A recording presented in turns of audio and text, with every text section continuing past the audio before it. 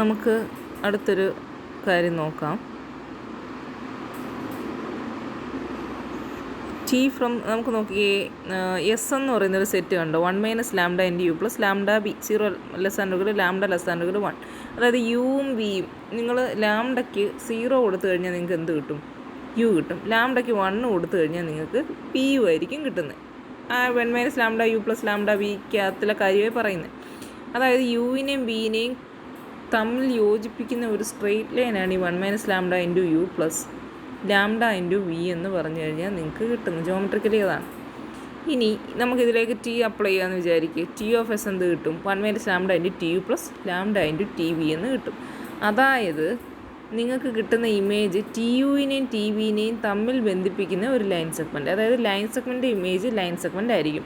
അതായത് നമ്മളൊരു ട്രയാങ്കിളിനെ T apply ചെയ്താൽ ഓരോ ലൈൻ സെഗ്മെൻറ്റും 3 സൈഡും ഉണ്ടല്ലോ, അതിന് ഓരോന്നിനും കറസ്പോണ്ടിങ് ആയിട്ട് നമുക്ക് 3 സൈഡായിരിക്കും കിട്ടും. അതായത് ട്രയാങ്കിൾ തന്നെയായിട്ട് നിലനിൽക്കും ടി അപ്ലൈ ചെയ്ത് കഴിഞ്ഞാൽ.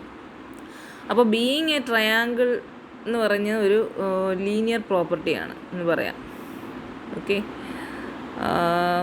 Being A triangle in the plain is A linear property. അതായത് എൻ്റെ ലീനിയാരിറ്റിക്ക് മാറ്റമില്ല. പിന്നെ സിംഗൂസ് പിന്നെന്താ, പക്ഷേ സർക്കിൾ ആവുക എന്ന് പറയുന്നത് ലീനിയർ പ്രോപ്പർട്ടി അല്ല. ഓക്കെ, അതാണ് താഴോട്ട് പറയുന്നത്. സർക്കിൾ എന്ന് പറയുന്നത് ലീനിയർ പ്രോപ്പർട്ടി അല്ല.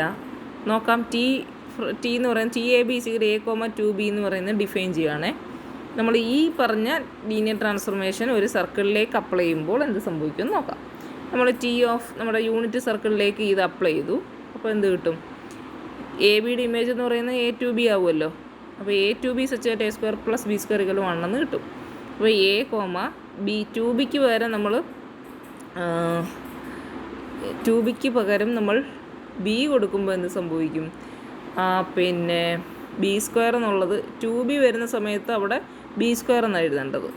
അതായത് അവിടെ വരുന്ന സാധനത്തിൻ്റെ പകുതിയുടെ സ്ക്വയറാണ് എഴുതേണ്ടത്. അപ്പോൾ ഇവിടെ ബി എന്ന് വന്നു കഴിഞ്ഞാൽ അതിൻ്റെ പകുതി എന്ത് വരും? b/2. അതിൻ്റെ സ്ക്വയർ എന്ന് പറഞ്ഞാൽ b²/4. അപ്പോൾ a² പ്ലസ് b²/4 = 1 എന്ന് പറയുന്നതാണ് അവിടുത്തെ കണ്ടീഷൻ. ഇതെന്ന് പറഞ്ഞു കഴിഞ്ഞാൽ ഒരു എലിപ്സിൻ്റെ ഇക്വേഷൻ. അതായത് നമ്മൾ ഈ ടി അപ്ലൈ ചെയ്ത് കഴിയുമ്പം ഈ സർക്കിളിൻ്റെ ഇമേജ് എന്ന് പറയുന്നത് സർക്കിളല്ല, ഒരു എലിപ്സ് ആയിരിക്കും കിട്ടുന്നത്. ഓക്കെ, അപ്പോൾ ബീയിങ് ഒരു സർക്കിൾ എന്ന് പറയുന്നത് എന്തല്ല ഒരു ലീനിയർ പ്രോപ്പർട്ടി അല്ലെന്നാണ് ഇതിൽ നിന്ന് നമുക്ക് മനസ്സിലാവുന്നത്. അടുത്തത് റാങ്ക് ആൻഡ് നള്ളിറ്റി വളരെ പ്രധാനമാണ്.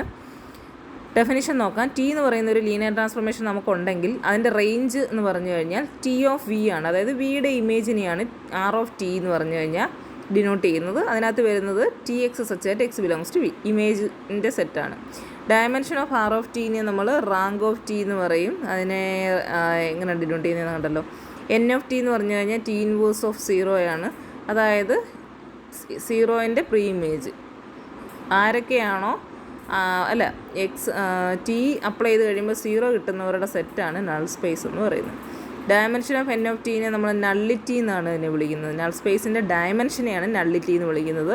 റാങ്ക് എന്തായിരുന്നു? റേഞ്ച് സെറ്റിൻ്റെ ഡയമെൻഷൻ. ഇത് വളരെ ഇമ്പോർട്ടൻ്റ് ആണ്. ഇനി theorem 2.20 let T from V to W be a linear transformation then the following are true. Okay, linear transformation ആണ് ടി എങ്കിൽ താഴെ പറയുന്നത് ട്രൂ ആണ്. T is surjective if and only range of T = W. Surjective എന്ന് പറഞ്ഞാൽ on to ആണെങ്കിൽ image എന്ന് പറയുന്നത് നമുക്കറിയാം കോഡൊമൈൻ തന്നെ ആയിരിക്കണം. ആർ ഓഫ് ടി = ഡബ്ല്യു ആയിരിക്കണം. And in that case rank of T എന്ന് പറയുന്നത് ഡയമെൻഷൻ ഡബ്ല്യു ആയിരിക്കും. ഇനി T is injective if and only N of T = set 0 if and only null T = 0. For all v belongs to v and all w belongs to w, t v = w if and only t inverse w = v plus n of t.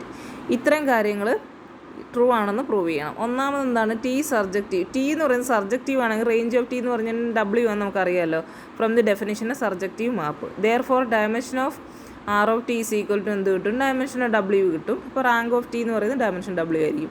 രണ്ടാമതായിട്ട് പറഞ്ഞിരിക്കുന്നത് T injective if and only nullity T of. അപ്പം injective ആണെങ്കിൽ null space 0 ആയിരിക്കും. അത് നമ്മൾ ഒരുപാട് എടുത്ത് ഉപയോഗിക്കുന്ന ഒരു റിസൾട്ടാണ്. അപ്പോൾ ടി ഇൻജക്റ്റീവ് ആണെന്ന് അസ്യൂം ചെയ്യുക. ദെൻ ഇൻജക്റ്റീവ് ആണെങ്കിൽ 0 has only 1 inverse image. Injective എന്ന് പറഞ്ഞാൽ 1 ആണ്. അപ്പം T0 എപ്പോഴും 0 ആയിരിക്കുമല്ലോ. അപ്പോൾ വേറെ ഒന്നിനും അത് 0 കിട്ടരുത്. അതായത് 0യുടെ പ്രീമേജ് 0 മാത്രമേ വരൂ 1 ആയതുകൊണ്ട്. അപ്പോൾ നൾ സ്പേസ് എന്ന് പറഞ്ഞു കഴിഞ്ഞാൽ 0 മാത്രമല്ലേ വരുള്ളൂ, കാരണം 0യുടെ പ്രീമേജാണ് നൾ സ്പേസ്. അപ്പോൾ കോൺവേഴ്സ്ലി ഇനി നമ്മൾ n(t) 0 ആണെന്ന് വിചാരിക്കുക, ദെൻ 1 ആണെന്ന് കാണിക്കണം. tu = tv എന്ന് എടുക്കുന്നു. tu - v 0 എന്ന് കിട്ടും, കാരണം tu - tv 0 എന്ന് കിട്ടും. അതിൽ നിന്ന് tu - v, ഇത് ലീനിയർ ട്രാൻസ്ഫോർമേഷൻ ആയതുകൊണ്ട് നമുക്ക് അങ്ങനെ കോമൺ എടുക്കാൻ പറ്റുന്നത്. അതിൻ്റെ അർത്ഥം u - v എവിടെ വരുന്നതാണ്? നൾ സ്പേസിൽ വരുന്നതെന്നല്ലേ, കാരണം 0 ഇമേജ് കിട്ടിക്കഴിഞ്ഞാൽ നൾ സ്പേസിൽ വരും. നൾ സ്പേസിനകത്തിൽ ഇവിടെ 0 മാത്രമേ ഉള്ളതെന്ന് അസ്യൂം ചെയ്തിരിക്കുന്നത്, അതായത് u - v 0 എന്ന് കിട്ടും, അതായത് u = v എന്ന് കിട്ടും. t എന്തായി? ഇൻജെക്റ്റീവ് ആയി. therefore null space of t = set 0. if and only if ആണെന്ന് കിട്ടി. ഇനി അടുത്തായിട്ട് മൂന്നാമത് for all v belongs to v and all w belongs to w, tv = w if and only if t inverse w = v plus n of t. Let v belongs to v and let w belongs to w. Suppose tv = w, then for any x belongs to v, x belongs to t inverse of w if and only if tx = w. if and only tv = w, then for any x belongs to v, x belongs to t inverse of w if and only if tx = നമുക്ക് w എന്ന് കിട്ടും.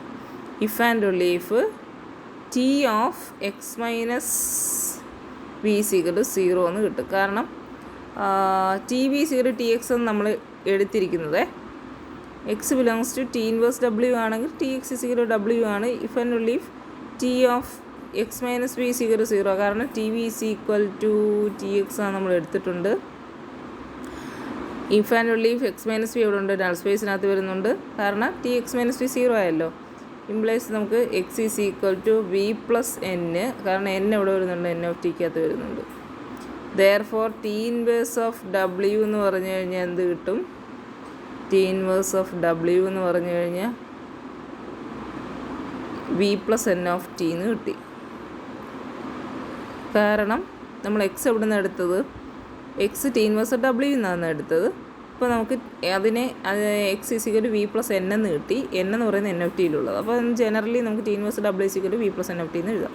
Conversely t inverse w = v plus n of t എന്ന് എഴുതി കഴിഞ്ഞാൽ then v = v plus 0 എന്ന് കിട്ടുമല്ലോ.